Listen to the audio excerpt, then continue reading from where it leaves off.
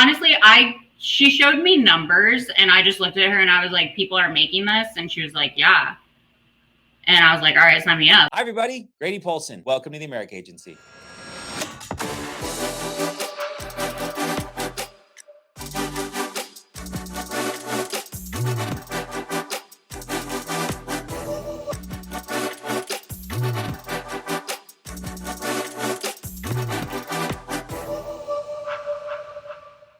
Hello, everybody. Grady Polson, the America Agency. So excited to have Jenna Saunier with us today.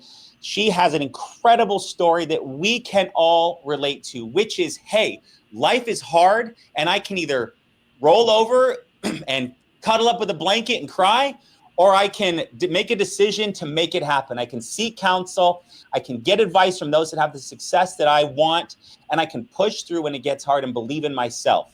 Because that's what it comes down to, right? We have to believe in ourselves. We have to believe we're going to find a way. Jenna's story is remarkable, but it is hers, but it is unlike one that you've heard before. And the ones you've heard before, you go, well, they just didn't give up. That's Jenna. And I'm so excited for you all to meet her, to get to hear from her. And without further ado, Jenna, give us a little bit of insight, backstory, who you are, how you found the business, etc. All right. I was in the service industry my entire life, since I was like 15 years old. The last 12 years before I found this, I was bartending. I was introduced to FFL from my best friend, Elise Soapy, who's also crushing it with me now with IULs. We do everything very hand in hand. I couldn't be more grateful for her to learn, grow, develop with her. It's been an absolute honor. Now, getting into this and getting started was definitely a different story. Truthfully, I had the most testing year of my life in 2024. It was one thing after another. In like the span of a month, I got fired from a job. I went through like a life-altering breakup, and we were supposed to move in together in 2 weeks. So now, I'm heartbroken, I'm jobless, and I'm about to be homeless. And I used to be really, really bad at asking for help. So I decided to take out a loan from a bank, move 45 minutes away from my friends and family. Elise came to me with this and she was like, hey, this is what I'm just getting into. I think it would be really good for you. I know you're in this spot. She showed me numbers and I just looked at her and I was like, people are making this. And she was like, yeah. And I was like, all right, sign me up. Like, okay, but she did explain like, hey, like you're going to have to buy leads. You have to invest in your business. And I understood the assignment. I'm not scared to invest in myself. I didn't know anything about this whatsoever, nor did I care. I just knew I was smart and capable and I could do it. But I did know I had to find a job. I had to get on my feet. I had to be able to pay my bills and fund the business. So I found a bartending job. Once I got that in place, I took my test. I got licensed. I also was patient with myself because I knew I wasn't going to walk into this and just crush it. I knew it was going to be a second for me to learn it. Now, I was very fortunate when I started that they did the October Ignite conference in Florida, and it was driving distance from me. Truthfully, if it wasn't here in Florida, I wouldn't have went, just to be completely honest, because A, I didn't know the value that would have come with it, and B, I just could not have afforded it at the time. So during that, I learned so much, and I really did. I was motivated because I was like, wow, this like 23-year-old kid can be bringing in like, it was insane. Just the things I saw, and it was simple. They give you the blueprint of it. Like, do this, this, this, and this. And I was like, okay, sure, I can do that. Like, I definitely can do that. Now, I also was really fortunate to do a lock-in. And mind you, I had never bought leads before. This was the first time I bought leads. I didn't know. I was so uncomfortable on the phone in the beginning. So fast forward, I'm just going through this roller coaster. I didn't know how to apply myself in the beginning. I tried to make a schedule for myself in between bartending. I was going to work like Monday, Tuesday, Wednesday, 9 to 6. And then like a couple hours the other days before I went to bartend. And at this point, I had started with mortgage protection. And it is hilarious that you talked about mortgage protection leads, because thinking of mortgage protection leads actually gives me like PTSD, because we used to call 50-cent ARIA leads for people who didn't actually request this. They got something in the mail that was like urgent, call. And if they called and they were on the phone for X amount of seconds, like we had the okay to call them.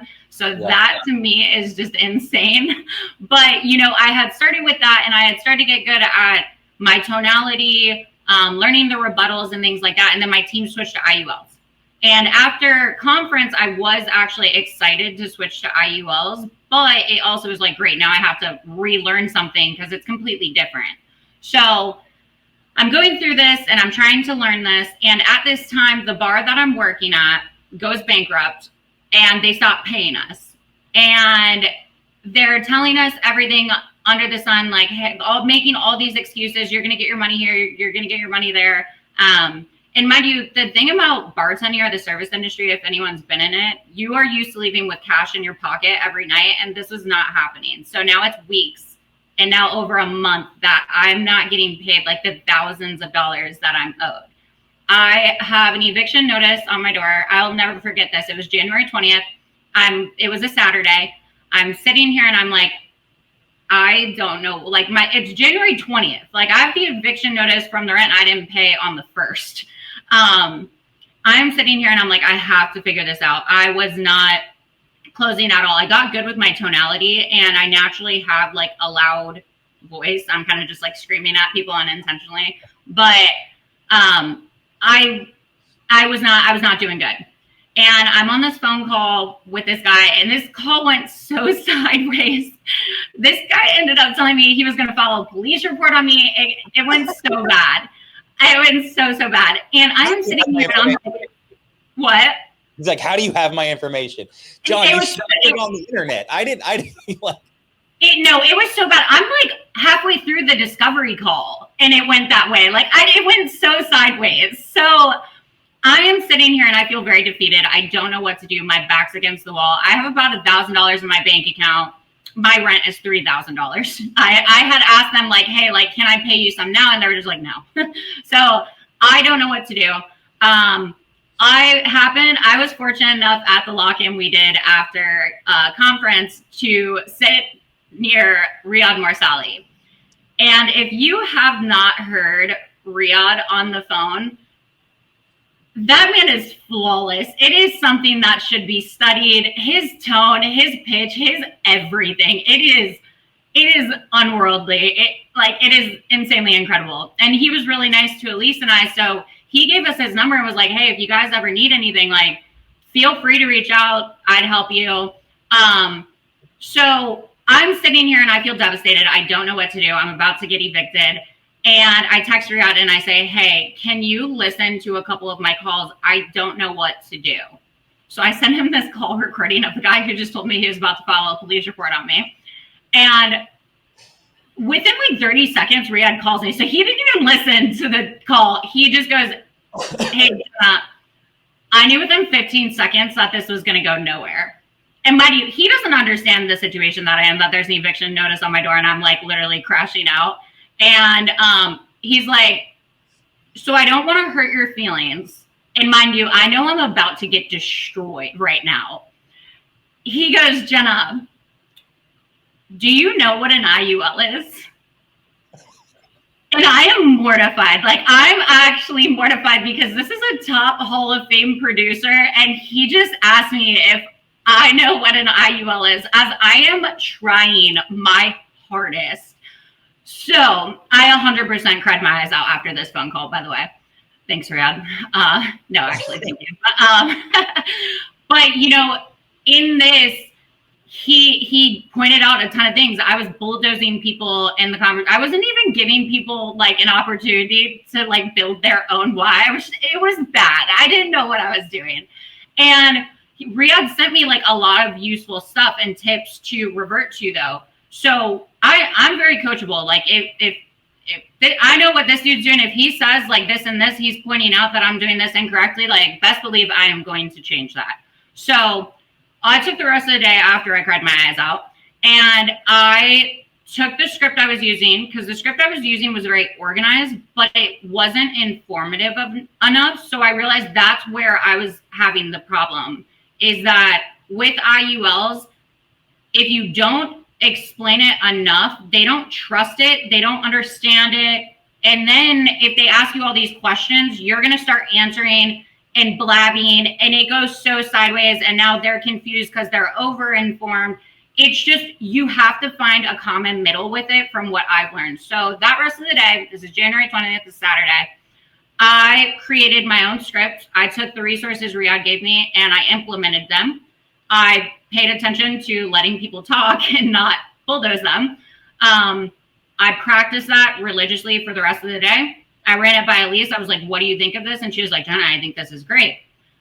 So I took the rest of the $1,000 that I had. I made sure my dog had dog food. I didn't even care about myself.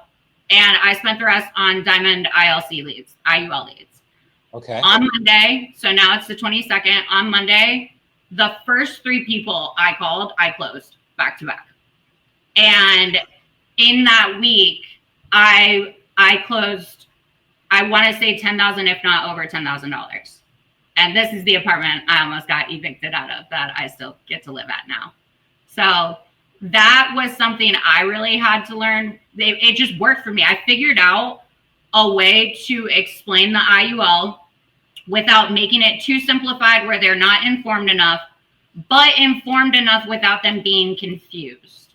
So it kept going from there. I was like, oh my God, I know how to sell. I can sell. Like, I can do it. This is crazy. Once I started seeing it, I was like, I cried. I honestly did. Like, I cried when I made that first sale. I got off the phone and I cried my eyes out because I was just like, oh my gosh, I can do it. And literally I was like emotional. Then I got right back to work. The very next person, I closed them too. And I was like, this is it. This is it. So there were 3 things that I did. A, I changed and perfected my script and the way I read it. Then B, I spent money on expensive leads. And when I tell you right now, I will never buy an aged lead again. I like new leads. I like fresh leads. I will spend my money on good leads because I can sell anything though. Don't get me wrong. I can sell a bronze IUL lead. I can sell it all with the knowledge that I have now and like the confidence I have when I talk to people on the phone. But then the third thing I did that I think is what really made me like stay through is that I was able to keep my eyes on the big picture. Even though that there was nothing around me that showed the proof of me being able to do it, I knew for a fact that I could. And I think that's where a lot of people fail in this, is that you don't believe in yourself enough to invest in yourself. And you don't, like, you're setting yourself up for failure. If like I was willing to see it through, I knew that back then I was going to be able to get right here. And I'm just getting started. Like, I am only going to continue to go up and up and up. And I'm going to have people who I teach to do exactly what I do. And that's always my goal, because I don't want to build a team of people who I dictate. I want to build a team of my equals. And that's what Elise and I have done very well. Like, we are hand in hand with everything that we do. And our system, you know, we've taken time to really develop the way we do things and practice. And even like that script was just like, you know, the beginning. Then I kept figuring out like different tactics that worked as I went. And, you know, Elise and I, we would sit and we'd be like, okay, well, what if we do this? And one thing that we realized is once we had this good description of the IUL, then the problem we were running into was we would explain what the IUL is to the person and then see if they can qualify. And then you have a lot of pissed off people when they can't qualify. So we figured out, we were like, we have to switch this around.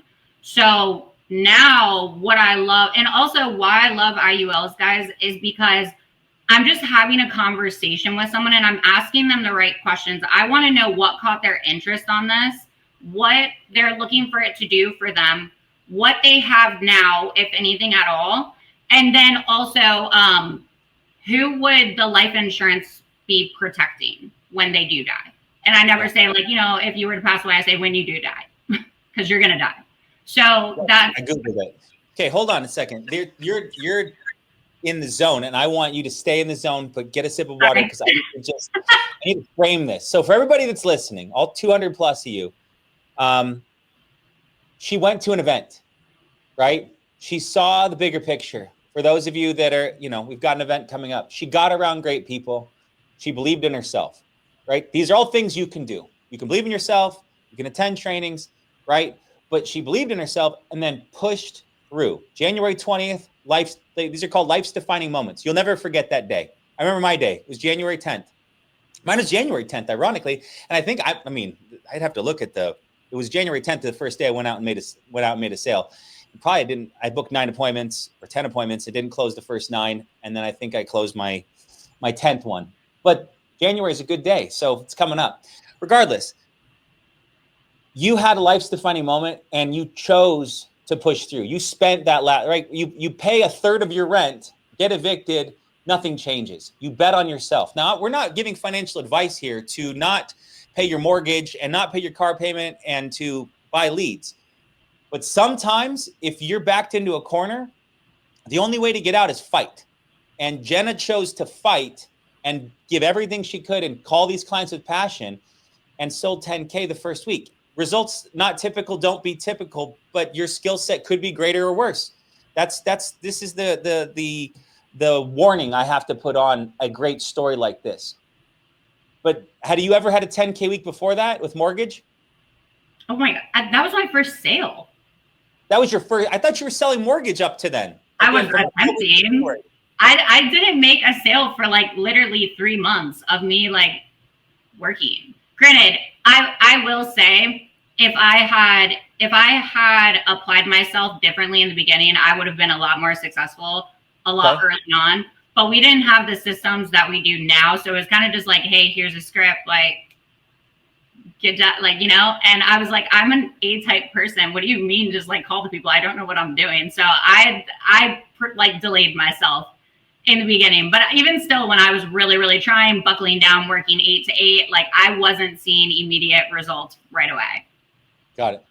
But the things that we don't like, it's the learning what not to do, also what doesn't work that you gained in that time. That's the thing that agents, we try to help you understand. Like, she's a 3-month, an overnight success, but it took her months. And also she's been a bartender, right? You communicate with people, you've built rapport with people, you've had conversations, right? So if you've been, a factory worker locked in, building widgets and cogs and stuff, and you haven't had as much human communication as Jenna or someone else has. Don't get down on yourself for that. Just beat it with time, right? Put more in energy and effort that like Jenna did. And now all of a sudden, fast forward come January, Riyadh's making her cry. And then the next day she's writing, no, I'm just playing Riyadh. It didn't like, it was just, you didn't cry from Riyadh. You cried because you're like, I don't feel like I know this well enough and I'm confused and I want success so bad. And that's the truth. Like sometimes it's just a self-reflection and you go, okay, well, I'm going to fix it. You went out and fixed it and it's incredible. So I cheer you on.